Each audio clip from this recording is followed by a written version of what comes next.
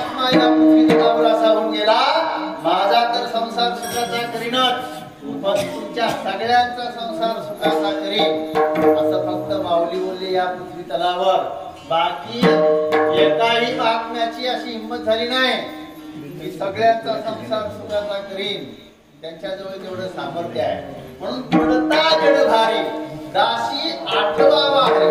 जो दास असेल त्याने त्या भगवंताला आठवलं ना तर मग तो भगवंत त्या भक्ताचं काही शिल्लक ठेवत नाही, त्याचं संकट निवारण करतो.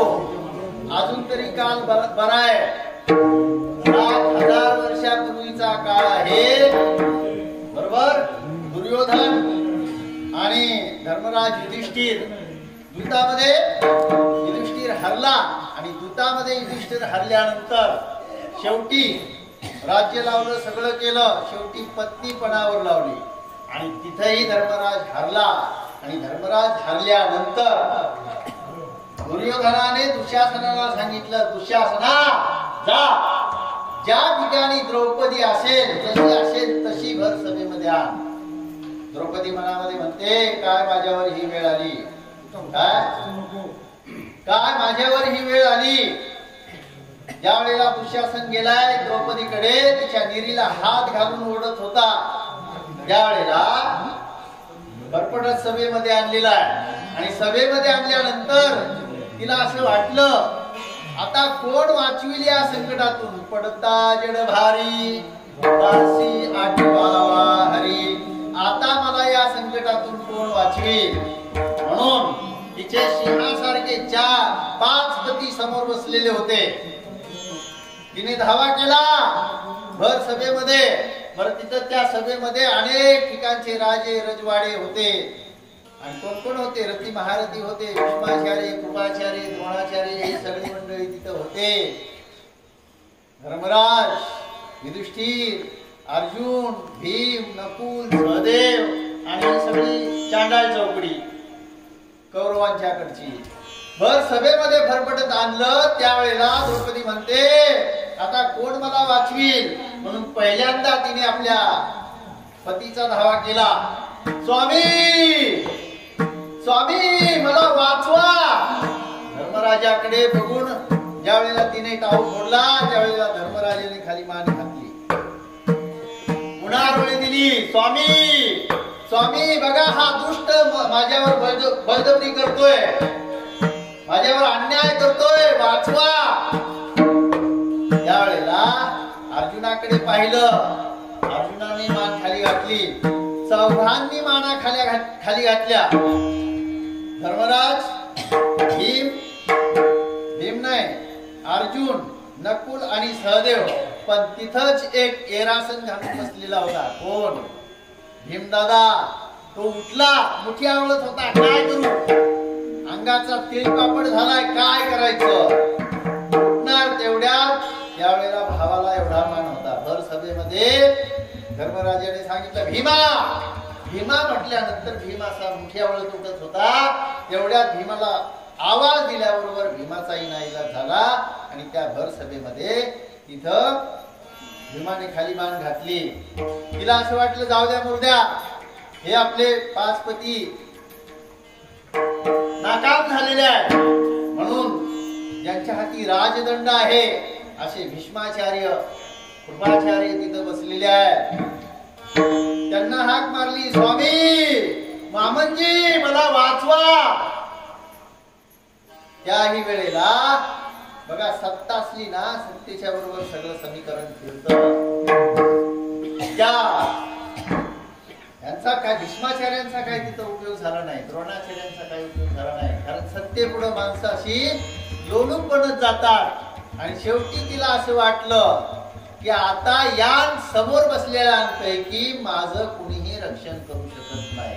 लाज रखो मेरी कन्हैया, लाज रखो मेरी कन्हैया, मैं गरीब तुम करुणा सागर, करुणा सागर, लाज रखो मेरी कन्हैया. भगवंताचा धावा केला, कृष्णा धावरे लवकरी,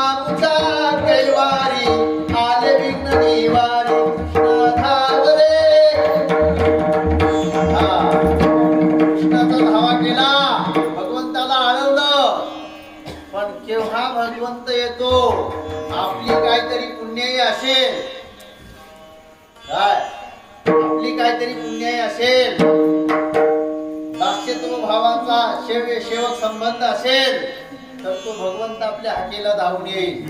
असा काय तो धावून येणार नाही. त्या द्रौपदीने धावा केला, अरे हा दुष्ट माझ्यावर बळजबरी करतोय. हा त्यावेळेला भगवंताला धावा केला, अंतर्यामातून धावा केला. आपण संकट पडले म्हणतो देवा काय नाही तुझ्यात राम नाही, आपल्यात कशाला लावतो हा राम नाही काय. पण आपण काय करतो, देवाला दोष देतो, अंतःकरणापासून हाक मारत नाही. आपण वरवर हाक मारतो काय की नाही. देवा देवा असं वर्षावर म्हणतो आपण, नाही नाही अंतर्यामातून अंतःकरणातून तुम्ही हाक मारा. तुमच्या संकटाच्या वेळेला देव धावून आल्याशिवाय राहणार नाही. आम्ही तोंडाने वर्षावर म्हणतो देवा काय किती दिवस झाले माझे हाल अपेक्षा चालवल्यात, आता एकदा तरी माझी मदत कर. अरे पण तू मदत करण्याच्या लायकीचा आहे काय. ती द्रौपदी तशी होती म्हणून तिने हा धावा केला. कोठे गुंतलाशी द्वारकेच्या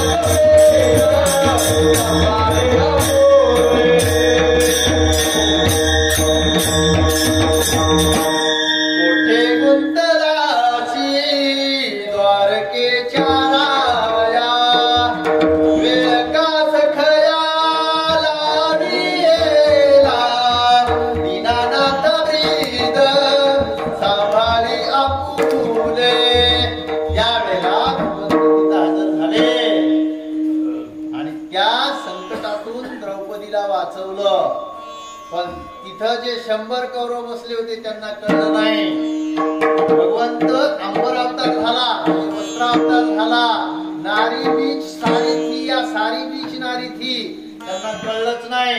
साडीमध्ये द्रौपदी होती का द्रौपदी मध्ये साडी होती. नारी बीच सारी थी या सारी बीच नारी थी, कळलंच नाही काही. म्हणून तो भगवंत भक्तावर संकट पडलं तर त्या संकटाच्या वेळेला धावून येतो. पडता जड भारी दासी आठवावा हरी. पण शब्दाची मेघ मारून ठेवलेली आहे. दास असेल त्याच्या करता भगवंत धावून येतो. तुमच्या आमच्यासारखे किती जरी असले तरी त्यांच्यासाठी काय तो धावून येणार नाही.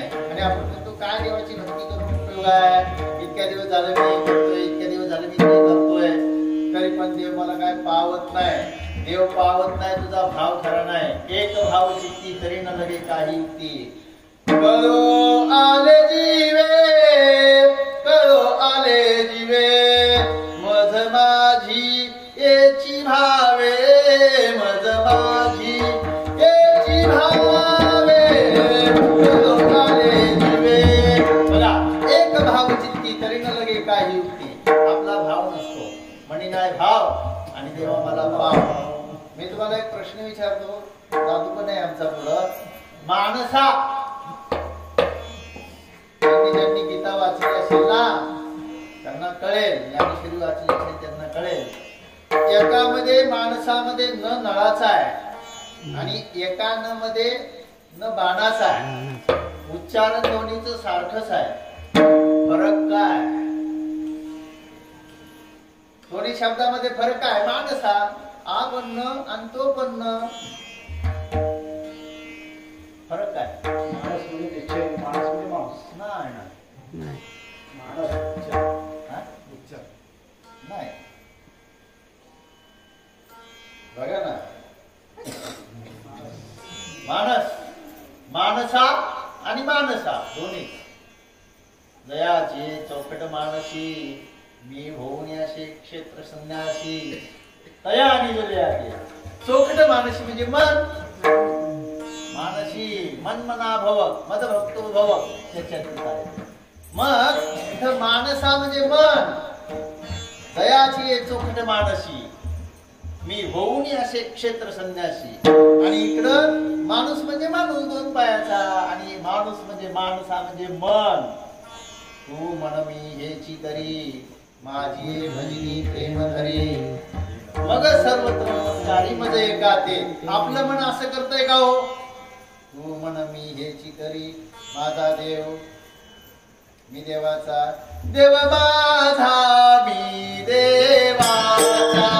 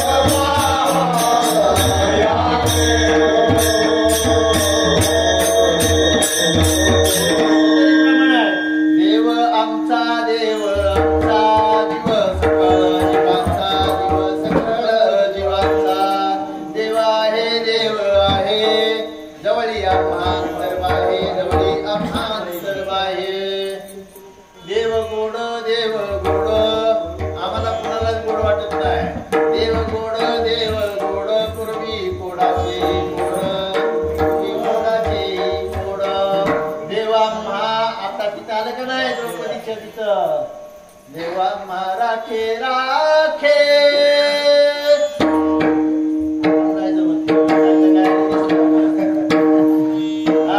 देवा राखे राखे खाली कळी काळाची काय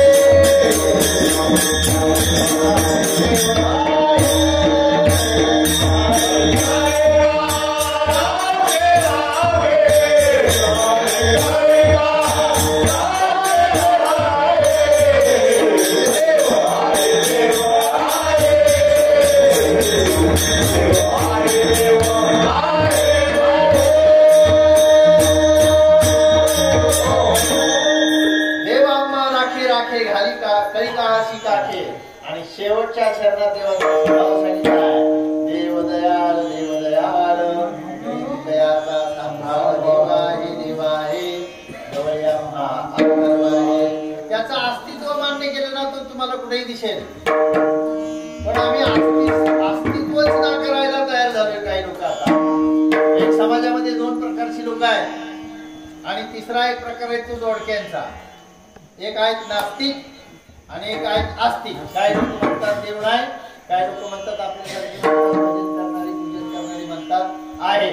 आणि मधले जे दोडके आहेत ना त्यांना आहे का नाही तेच माहिती. देव नाही, धर्म नाही, कधी काहीच नाही. काही माणसं अशी मी पाहिलेली आहेत देवाचं त्यांचं वर्षातलं एकदाच कनेक्शन जुळून येतं. 7 दिवस सप्ताह असलं ना तेवढ्या दिवशी देवाला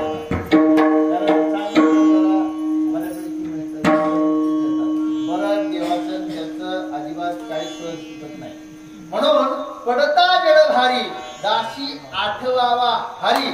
त्या जो दास आहे त्या दासाला जर संकट पडलं तर मग त्या संकटातून तो देव त्या दासाला बाहेर काढतो. पण कधी तुम्ही बँकेत तुम्ही सर्व्हिसला होता ना, बरोबर ना, बँकेत विड्रॉल घेऊन गेला, चेक घेऊन गेला, प्रत्येकांना माहिती असेल बरोबर ना. 2-2 हजार रुपये येते ना, म्हणजे 6 महिन्याला एकदा 6,000 रुपये येतात बरोबर ना.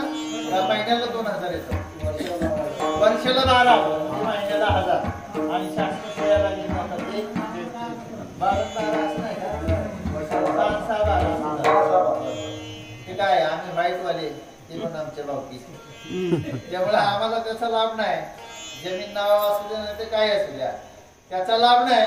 पण मला सांगा तुमचे पैसे जर बँकेत असले तरच चेक वाटणार आहे का? बरोबर ना. तुमचं बँकेत ठेवच नाही तर तुम्ही विड्रॉल द्या नाही तर चेक द्या, तुमचा चेक वाटणार नाही किंवा विड्रॉल पण पास केली जाणार नाही. कारण आमची काही ठेवच नाही. तसं परमार्थामध्ये आपला काहीतरी ठेवा पाहिजे ना तिथं. आणि ज्याचा ठेवा आहे त्या भक्ताला जर संकट पडलं, नामस्मरण रूपी ठेवा, भक्ती रूपी ठेवा, तर तुम्ही त्या हरिनामाची तिजोरी आपण भरून ठेवली ना मग काय कमी पडत नाही. हरिनामाच्या बँकेमध्ये रामनाम धन करा जमा, मग तुले तुमच्या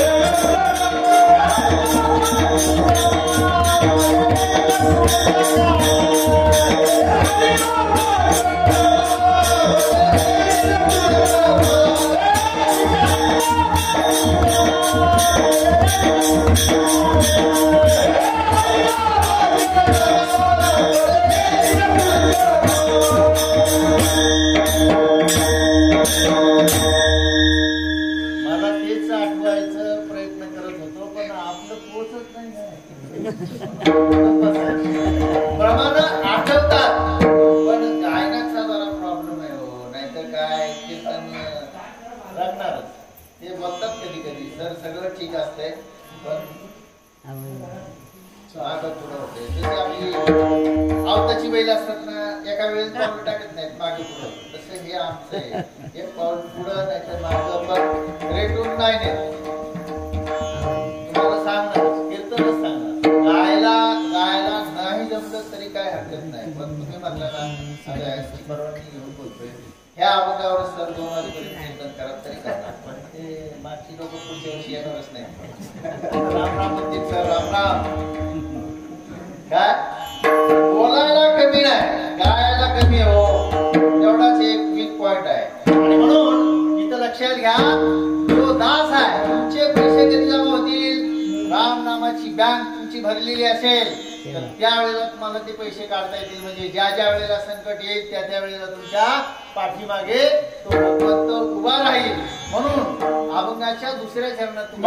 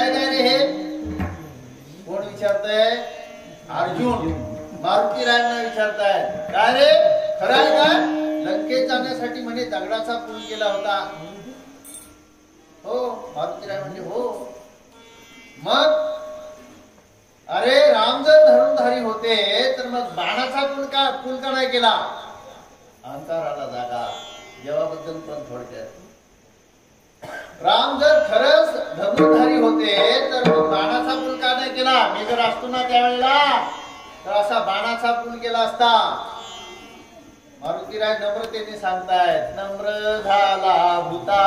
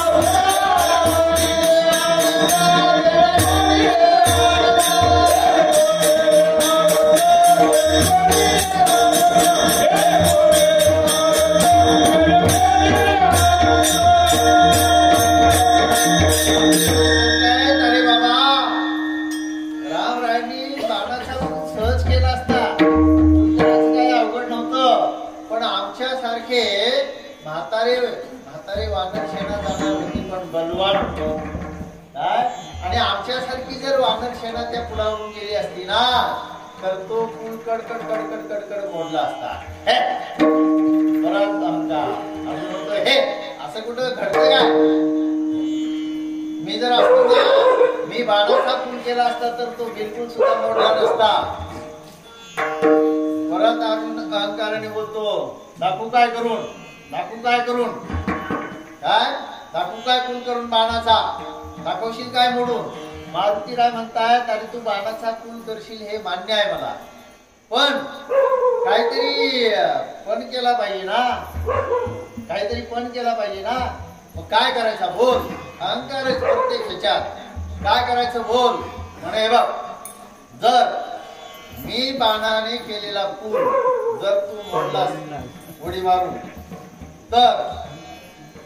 तर काय मी अग्नी काष्ट रक्षण करेल. आणि जर पूल नाही मोडला तर मारुतीराय म्हणले, मी तुझ्या रथाच्या ध्वजस्तंभावर कायमस्वरूपी बसून राहील. ठरलं का, ठरलं का मारुती. मारुतीराय म्हणतात, ठरलं ठरलं. कर बर बाणाचा पूल. बाणाचा पूल असा अर्जुनाने भात्यातून प्रत्येच्या खेचली, भात्यातून बाण काढले आणि बाणांचा पूल केलेला आहे. मारुतीराय गेले. आता दोघांच्या मध्येच ठरलेलं होतं. तेव्हापासून आहे बघा, तेव्हापासून साक्षीदार तिथं तिथं ते सांगतो तुम्हाला पुढं. त्यावेळेला एवढं नव्हतं साक्षीदार लागत.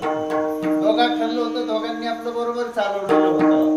पण कलीचं बीज पेरलं आमच्या भगवान श्रीकृष्णानं, तिथं पेरलं. ते कधी आज काय झालं, साक्षीदार पाहिजे.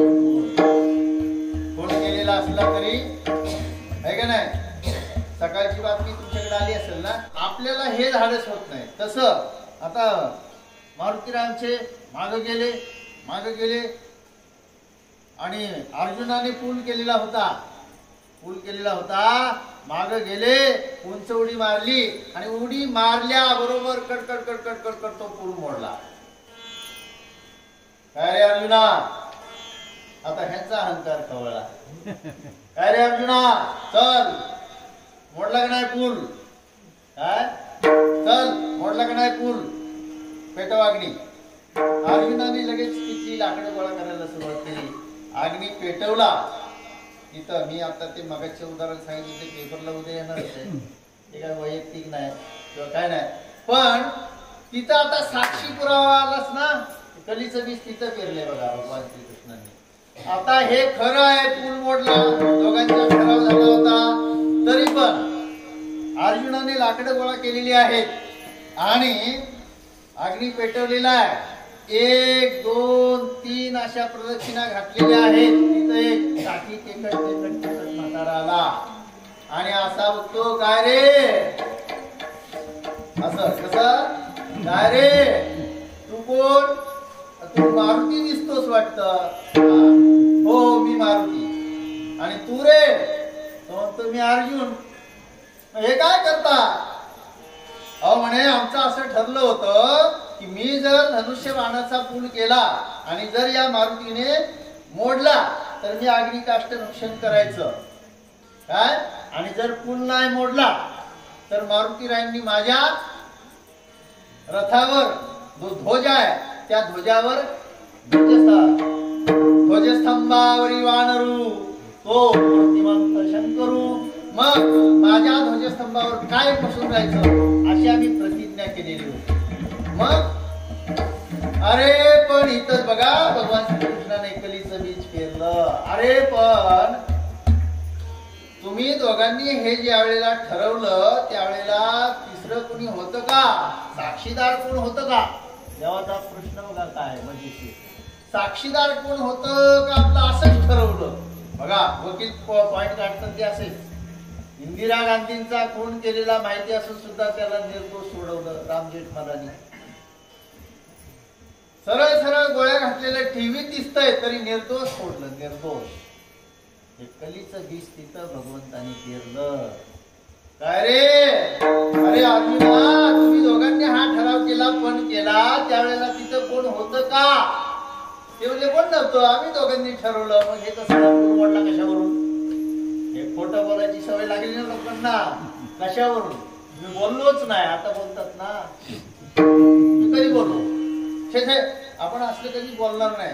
आईची शपथ घेतील, आईला मारतील, बापाला मारतील. अरे मी अशी लोक बघितले का नाही? अरे मी खोटं बोलत असलो ना माझी आई मरण. माझी आई मरण. पण हे तिथं मग तुमच्या दोघांच्या ज्या वेळेला ठराव झाला ना त्यावेळेला कोणी नव्हतं ना. मग मी आता आहे अर्जुना. अरे पुन्हा परत पूल करशील काय? मला करील. मग अर्जुनाने पुन्हा हातातून बाण काढले आणि असा बाणांचा पूल तयार केला. चल रे मारुती चल. बघा आता अर्जुनाने पूल केलेला आहे. पण या बाबाने काय केलं होतं? त्या बाणांच्या खाली सुदर्शन चक्र घातलेलं होतं. काय मारुती राय गेले 1 2 3. पहिल्या उडीत काय मोडला नाही म्हणून जरा मागे गेले. आणखी जोरात उडी मारली तरी पूल काय मोडत नाही. मग काय रे मारुती पूल मोडला नाही ना? मग आता मी सांगतो काय तर तू याच्या रथाच्या ध्वजस्तंभावर कायम स्वरूपी बसून जायचं. मग तो आड घाली सुदर्शन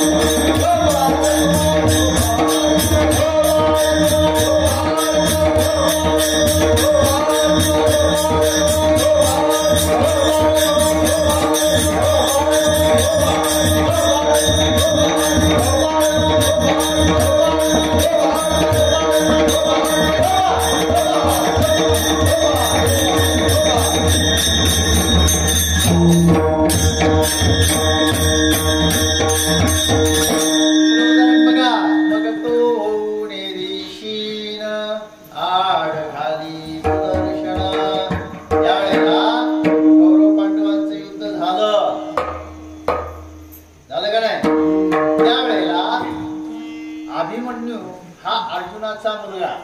त्याला कुणी मारलं? जयद्रथाने मारले का नाही? मग जयद्रथाने मारल्यानंतर त्या अर्जुनाला असं वाटलं माझ्या मुलाच्या ओठावर अजून निशा फुटल्या नाही आणि एवढ्या मुलाला या जयद्रथाने निर्दयपणे मारलं. पण अर्जुनाने पण केलेला होता. काय पण केलेला होता की आज सूर्योदयापासून सूर्यास्तापर्यंत ज्याने कोणी माझ्या मुलाला ठार मारलेला आहे त्याला मारल्याशिवाय मी स्वस्थ बसणार नाही, आणि जर ठार नाही मारलं तर मी पुन्हा अग्निकाष्ठ भक्षण भेटून घेईल. आणि मग अभिमन्यूला मारल्यानंतर ते रिंगण होतं चक्रव्यूह. तेव्हापासून बघा चक्र काढायची सवय आहे. आता ह्या पण कधी कधी आता सण आहे काय आहे बघा इथे काढली रांगोळी काढण्याची पद्धत त्यावेळीपासून आहे का. हा मोठी परंपरा आहे रांगोळीची. ते चक्र काढतात बघा, आणि त्या चक्रामध्ये तो अभिमन्यू घुसला. आता काही इतकी सुबक आणि सुंदर रांगोळी काढतात काही महिला, पण काही महिला इंडियाचा नकाशा, बरोबर ना. काही सुबक अगदी हाताने पण गोल वर्तुळ आकार काढतील, पण काहींचा म्हणजे इंडियाचा नकाशाच कसं तरी आपलं पूर्ण झालं सांगता. तर मग तो जो अर्जुन आहे तो अर्जुनाने पण केलेला आहे, ज्याने कोणी माझ्या मुलाला मारलेला आहे त्याला मी आज सूर्योदयापासून सूर्यास्तापर्यंत ठार करीन, स्वतः अग्निकाष्ठ भक्षण करीन. आणि मग काय केलं अर्जुनाने, सगळीकडे गुप्तहेर वगैरे पाठवले, आणि सगळीकडे गुप्तहेर पाठवल्यानंतर जयद्रथ अशा ठिकाणी लढून बसला होता की दिवसभर शोधला अर्जुनाने, त्याच्या सैनिकांनी शोधलं, पण जयद्रथ काय सापडला नाही. आणि मग आता मी थोडक्यामध्ये सांगतो, कारण 11:30 वाटतं, पण थोडक्यामध्ये तुम्हाला सांगतो. बघा काय घडलेलं आहे. जयद्रथ दडून बसला, पण इथं भगवंताला काळजी पडली. अर्जुन तसा एकवचनी होता, एक बाणी होता, तसा राम होता आपला तसा, पण एकवचनी होता, एक बाणी पण होता, एक पत्नी नाही, बरोबर ना. हा आता प्रश्न असा आहे, एक पत्नी फक्त आमचे प्रभू रामच आहे का. एक पत्नी, एक वचनी आणि एक बाणी. आता प्रश्न असा आहे की अर्जुनाने पण केलेला होता, 4 वाजायचा वेळ झाला तरी पण जयद्रथ काय सापडत नाही. आणि भगवंताने काय केलेलं होतं की त्या सूर्याच्या आड सूर्य मावळायचं निमित्त करायचं होतं, मावळलाय असं दाखवायचं होतं, म्हणजे जयद्रथाला वाटेल की बघा की आता अर्जुन अग्निकाष्ठ भक्षण करणार, म्हणजे मंत्रेची वैरी मरे का, तरी का बांधावी कट्यारे. मंत्राने जर वैरी मरत असेल, दूध साखरे रोग जाय, तरी का लिंब खाय. हा कडुलिंब माहिती आहे ना, दुधाच्या आणि साखरेच्या पाण्याने जर एखादा रोग बरा होत असेल, बरोबर ना, तर मग त्याला कडुलिंबाचा रस पाजायची काय गरज आहे, एवढं कडू तोंड वाटलं होईपर्यंत. तसंच जयद्रथाने ठरवलं की आता 4 वाजायला दिवस गेलाय, आपण काय ह्याला सापडलो नाही, पण भगवंताला त्याला बाहेर काढायचं होतं, भगवान श्रीकृष्णाला. आणि म्हणून ते सुदर्शन चक्र असं आड घातलेलं आहे. आणि आड घातल्यानंतर जयद्रथाला असं वाटलं आता अर्जुन काय जगत नाही, आपला वैरी आपोआपच मरतोय. त्याने लाकडं गोळा केली, चिता पेटवली काय, आणि पेटवल्याबरोबर जयद्रथाला असं वाटलं आता काय नाही, आता आपण वाचलो. इकडं पंचप्राण जे आहेत, 5 पांडवांचा प्राण म्हणजे अर्जुन होता. प्राण, व्यान आहे ना, आदान, असे पंचप्राण आहेत. त्या पंचप्राणातला आपल्या देहामध्ये प्राण आहे का ना, अपान वगैरे. मग प्राणाय स्वा, अपानाय स्वा आहे ना, ते ब्राह्मण म्हणतात बघा, व्यानाय स्वा, हे पंचप्राण. त्या पंचप्राणातला एक प्राण गेला म्हणजे अहो बाकीचे सगळे आहेत, पण मेन त्याच्यावर चाललंय ना. मग तो प्राण, प्राणाय स्वाहा, ब्राह्मण प्रत्येक पूजेला म्हणतो ना, तो प्राण गेल्यावर तसा अर्जुन हा पांडवांचा प्राण होता. त्या जयद्रथाला असं वाटलं आता हा अर्जुन मेला ना, हे चौघे काय जिवंत असले काय मेले काय सारखेच आहे, बरोबर. त्याने काय केलं, म्हणला चला आता आपल्याला बाहेर निघायला काय हरकत नाही. जयद्रथ दिवस मावळायला गेल्यासारखं दिसलं आणि इकडे तर ह्यानी आगी काष्ट पेटून ठेवलेला आहे. जयद्रथ बाहेर आलेला आहे आणि बाहेर आल्यानंतर बघा काय घडलेलं आहे. त्याला असं वाटलं आता आपला मंत्र्याची वैरी मरे. बघा मंत्राने जर एखादा वैरी मरतोय तर त्याला तलवार घेऊन मारायला जायची काय गरज आहे? नाही, मंत्रानेच मारून टाकायचा. कसं आता म्हणलं आपला वैरी मरतोय, तू पुढे आला काय रे अर्जुना? पण केला होतास ना काय? सूर्योदयापासून सूर्यास्तापर्यंत ज्याने माझ्या मुलाला ठार मारलेला आहे त्याला कंठस्नान घाली. चल पण केला होतास, जर नाही ठार मारलं तर अग्निकाष्ट भक्षण करील. अर्जुनाने चिता पेटवली, एक वेळा घातला, बाबा तिकडे बसलेला होता. एक वेळा घातला, दुसरा वेळा घातला, तिसऱ्या वेळेला तिथं तो भगवान श्रीकृष्ण पुन्हा म्हाताऱ्याच्या रूपामध्ये आला आणि सांगितलं, अरे अर्जुना काय करतोस? म्हणे मी पण केलेला होता. आज सूर्योदयापासून सूर्यास्तापर्यंत ज्याने कोणी माझ्या मुलाला मारलं, म्हणजे अभिमन्यूला मारलं, त्याला कंठस्नान घातलं नाही तर मी अग्निकाष्ट भक्षण करेन. अरे क्षत्रियाचा धर्म पाळत नाहीस काय तू? तू क्षत्रिय आहेस ना, मग एक काम कर, क्षत्रियाने लढण्याचंच काम करायचं असतं, बाकी दुसरं काही करायचं नाही. आणि लढता लढता मरण आलं तरी काही हरकत नाही, पण ते वीराचं मरण असतं, म्हणून तू तुझा धर्म सोडतोयस. बघा काय आयडिया केली, काय युक्ती लढवली भगवान श्रीकृष्णाने. अरे तू क्षत्रिय आहे, काय करू देवा? ओळखलं, काय करू देवा? अर्जुनाने ओळखलं कोण आहे ते. काय करू म्हणजे काय? तू क्षत्रिय आहेस, धनुष्य खांद्यावर अडकव, काय हातामध्ये बाण घे, हातात बाण अडकव आणि प्रत्येकच्या आकर्ण खेच. अरे पण देवा दिवस मावळलाय ना, माझा पण पुरा नाही झाला, मी आता तिसरी प्रदक्षिणा घालणार आहे आणि दिवस मावळलेला आहे. अरे तुझं क्षत्रियाचं काम आहे, तू क्षत्रियासारखा शूरासारखा रणांगणामध्ये उभं राहायला पाहिजेस, प्रत्येकच्या आकर्ण खेच. अरे पण देवा मी हारलोय, जयद्रथ मला सापडला नाही, मी आता अग्निकाष्ट भक्षण करणार आहे. आणि मग तिसरी प्रदक्षिणा घालत असताना इथं जयद्रथाला इतका आनंद झाला, म्हणला आता काय, एवढा एक प्रदक्षिणा संपली की आता अर्जुन मरतोय. असं म्हटल्याबरोबर भगवंताने सांगितलं, अर्जुना प्रत्येकच्या खेच, बाण धनुष्याला लाव.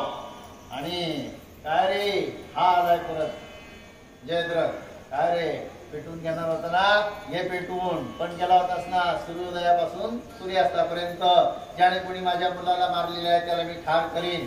पेटव अग्नी. पेटवलाय म्हणला. आणि मग भगवंताने सांगितलं, अर्जुना सावध.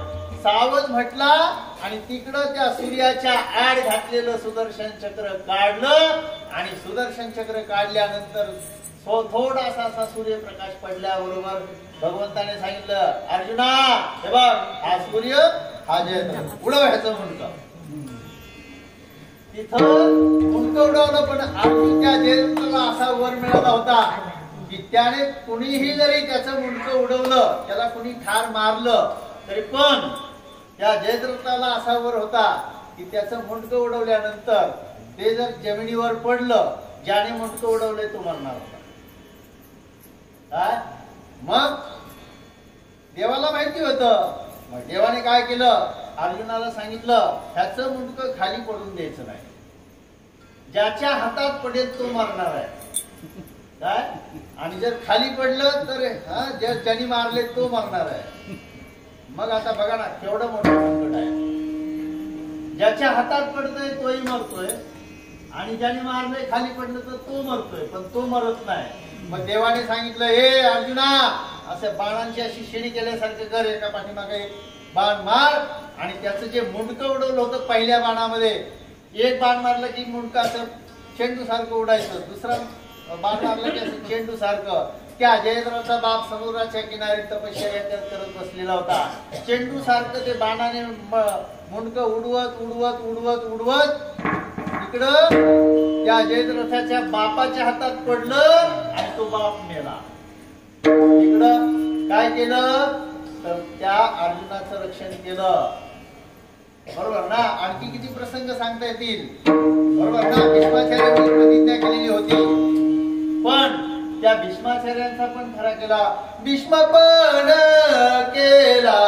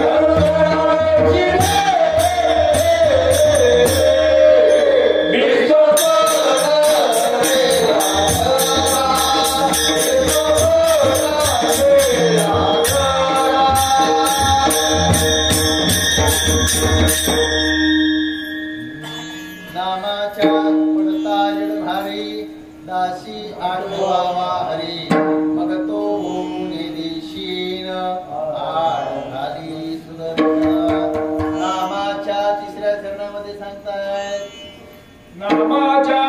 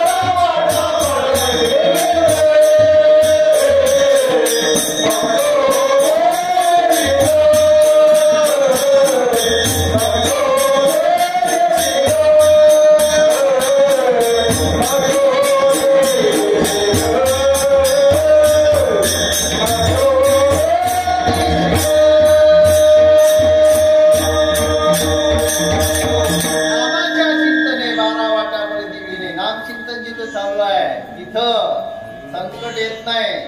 पुण्यामध्ये लाल महालाच्या तिथं विठ्ठल मंदिर आहे आणि त्या विठ्ठल मंदिरामध्ये तुकाराम महाराजांचं कीर्तन चाललेलं आहे आणि त्या कीर्तनामध्ये आपल्या हिंदवी स्वराज्याचे संस्थापक आहे का नाही वयाच्या 16व्या वर्षी स्वराज्याचं तोरण बांधणारे आपल्याला 16व्या वर्षी काहीच तर 10वी पास होता येत नाही. 16व्या वर्षी स्वराज्याचं तोरण आणि त्यावेळेला ती मुघलांची सत्ता असताना एवढं धाडस करणं सोपं आहे काय. पण त्याच किंवा तत्कालीन आमचे संत महात्मे तुकाराम महाराज यांची कीर्ती महाराष्ट्रभर महाराष्ट्राबाहेर पसरून द्रौपदींना कळलं की आपल्या राज्यामध्ये असा एक संत महात्मा आहे, चला जाऊ त्यांना भेटायला. म्हणून तुकाराम महाराजांना भेटायला पुण्याच्या विठ्ठल मंदिरामध्ये छत्रपती शिवाजी महाराज आलेले आहेत. तुकाराम महाराजांचं कीर्तन चाललेलं आहे पांडुरंगाच्या मंदिरामध्ये. आणि पांडुरंगाच्या मंदिरामध्ये कीर्तन चाललेलं असताना दिल्लीहून बादशहाचं फरमान आलेलं आहे. महाराष्ट्रामध्ये छत्रपती शिवाजी महाराज म्हणजे शिवा भोसला जिथं असेल, जसा असेल तसा पकडून आणा आणि जिवंत नाही मिळाला तर त्याची लाश इथं दिल्लीत हजर करा असं फरमान काढलं होतं. आणि म्हणून सगळे गुप्तहेरांना कळलं तुकाराम महाराजांचं कीर्तन ज्या ठिकाणी चाललेलं आहे त्या ठिकाणी छत्रपती शिवाजी महाराज त्या कीर्तनामध्ये एकाग्र चित्ताने तल्लीन होऊन पांडुरंगाच्या नामस्मरणामध्ये कीर्तनामध्ये देव उभा असतो, पण संतांच्या, आमच्या नाही. तेथे असे देव उभा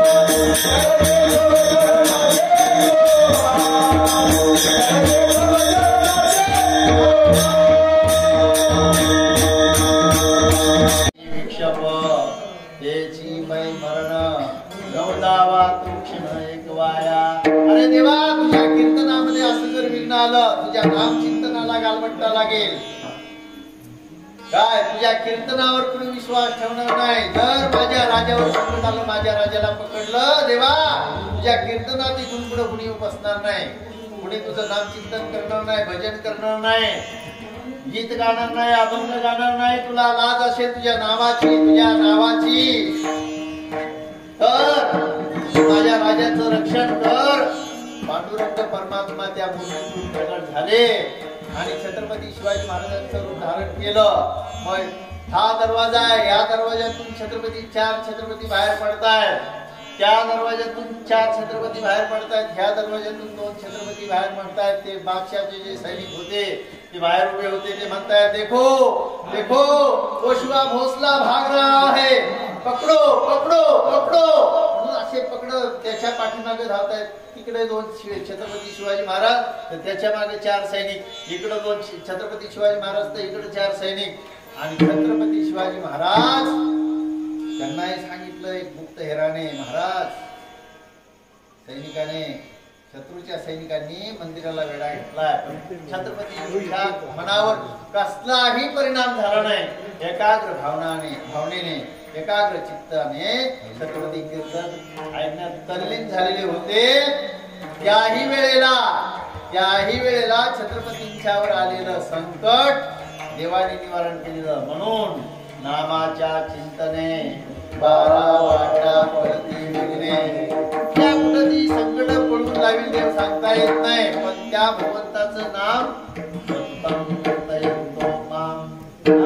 सतत त्या भगवंताचं नामस्मरण केलं ना.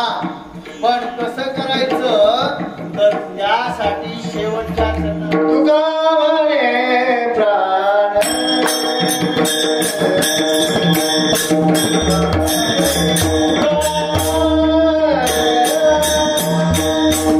एवढा तयारीचा असतो.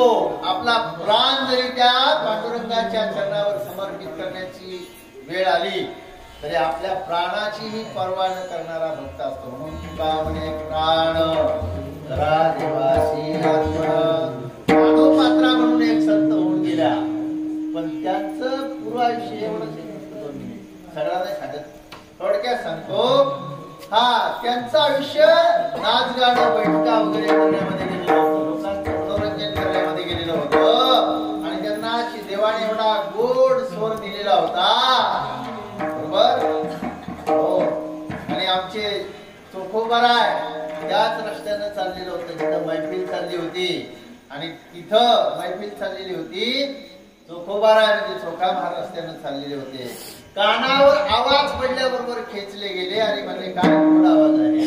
अशा मंजूळ आवाजाने जर हिनं पांडुरंगाची भजनं गायली तर पांडुरंग प्रसन्न होईल आणि याच जन्मात तिला मोक्ष देईल.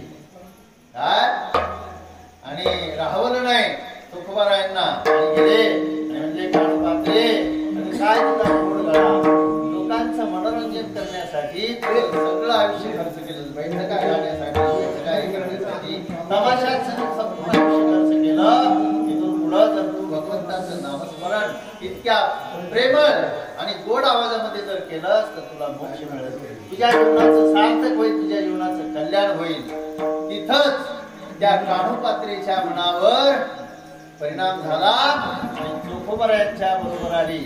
आणि पंढरपूरला आल्यानंतर नामदेव महाराज, मी 2च मिनिटात संपवणार आहे, सगळा मोठा दृष्टांत आहे 10-15 मिनिटाचा, पण फक्त प्राण देण्याचा प्रसंग आला आणि प्राण कसा समर्पित करावा. तुका म्हणे प्राण करा देवासी अर्पण. त्या कानोपात्रेसारखं आपल्या जीवनामध्ये घडतं का बघावं. आणि मग नामदेव महाराजांचं कीर्तन चाललेलं आहे आणि मग जनाबाई म्हणते, जनी म्हणे ज्ञानदेवा, बरोबर ना, अभंग बोलता रंग हा कीर्तनी भरला, प्रेमाची छंदे मिठो. सोर देवाचा उमटला. ज्ञानोबाराय ज्या वेळेला त्या कीर्तनामध्ये गायला लागले त्यावेळेला मागं कोण म्हणणार. ज्ञानोबाराय ते तज्ञ होते गायनाच्या बाबतीत, देवानेच तिथं तो सोर धरला. आणि ती कानोपात्र तिथं माणसाच्या महिलांच्यासारखी बसली होती. ती पुढं पुढं पुढं पुढं आली. काय म्हणते, माझं जन्म जन्मांतरीचं भाग्य चोखोबाराय माझ्या जीवनामध्ये भेटले आणि मला आज पांडुरंगाचं दर्शन घडतंय. मी लोकरंजनात माझं संपूर्ण आयुष्य खर्ची केलं, मला जे करायचं होतं ते मी आजपर्यंत केलं नाही. आणि अशी पुढं पुढं पुढं पुढं सरकत चाललेली आहे. पांडुरंगाकडे पाहते, डोळ्यातून अश्रू अनावर झालेले आहेत. नैनी नीर लोटे, कंठी प्रेम दाटी, नैनी नीर लोटे. कंठामध्ये प्रेम दाटून आलं, डोळ्यातून अश्रू वाहू लागले, घळघळ घळघळ अश्रू वाहू लागले. अरे पांडुरंगा, कोण्या जन्माचं माझं भाग्य, मला हे चोखोबारा भेटले आणि तुझं दर्शन घडलं. इकडं कीर्तन चाललेलं आहे आणि त्या कीर्तनात पांडुरंगाकडे बघत बघत बघत बघत तिथंच प्राण समर्पित केला. याला म्हणायचं तुका म्हणे प्राण करा देवासी अर्पण. मग तो होऊने दिशीन आड घाली सुदर्शन. म्हणून आजही कुठल्याही संतांचं स्मारक पांडुरंगाच्या मंदिरात नाही, पण तिथं जे झाड आहे ते झाड कानोपात्रीचं झाड म्हणून ओळखलं जातं. म्हणून अशा थोर संतांच्या सहवासामध्ये राहिलो ना, संतांचे संगती प्रेमाचा कल्लोळ अखंड गोपाल खेळे माझी. त्या संतांची संगत आपल्या जीवनामध्ये घडली तर आपल्या जीवनात काय परिवर्तन होतं. म्हणून पडता जिण भारी दासी आठवा वारी. भगतोने दिशीन आड घाली सुदर्शन. नामाच्या चिंतने 12 वाटात पळती विघ्ने. भगतोने दिशीन आड घाली सुदर्शन. तुका म्हणे प्राण, तुका म्हणे प्राण करा देवाची अर्पण. Dnyaneshwar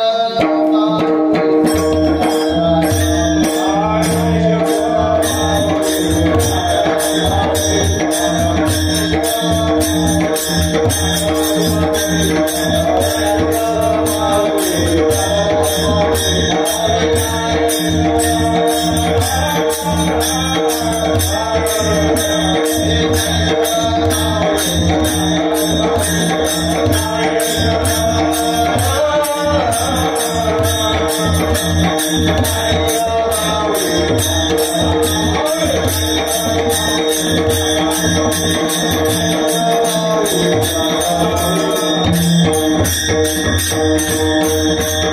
Thank you.